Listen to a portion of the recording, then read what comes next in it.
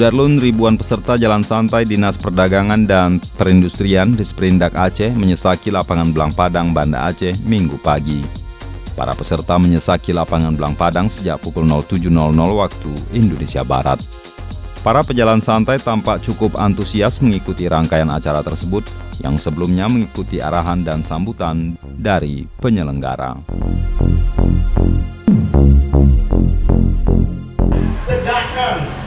Dan kewajiban Anda sebagai konsumen, beli sesuai kebutuhan, bukan keinginan.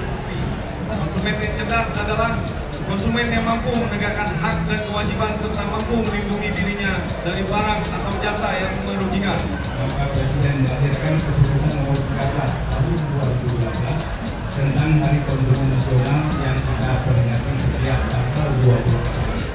Khusus untuk Aceh, karena berbagai hal momentum Hari Konas ini baru kita rayakan pada hari ini.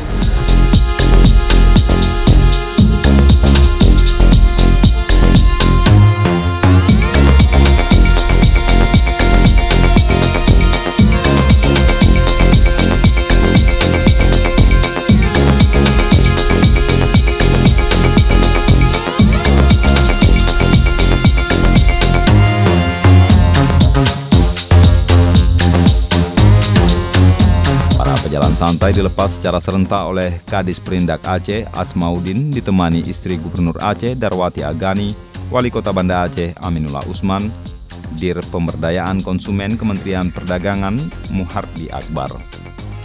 Usai dilepas, para peserta langsung menyesaki ruas-ruas jalan dengan mengitari rute jalan santai yang telah ditetapkan panitia.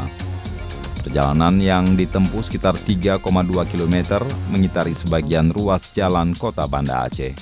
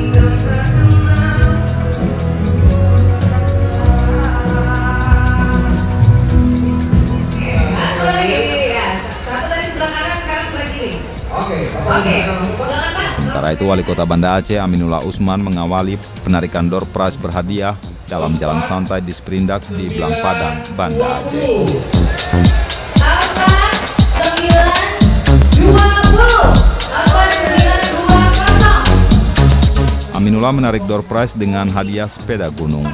Ribuan peserta tampak sangat antusias menanti penarikan perdana tersebut. Sebagaimana diketahui, jalan santai tersebut terlaksana berkat kerjasama di Sprindak Aceh dengan Harian Serambi Indonesia.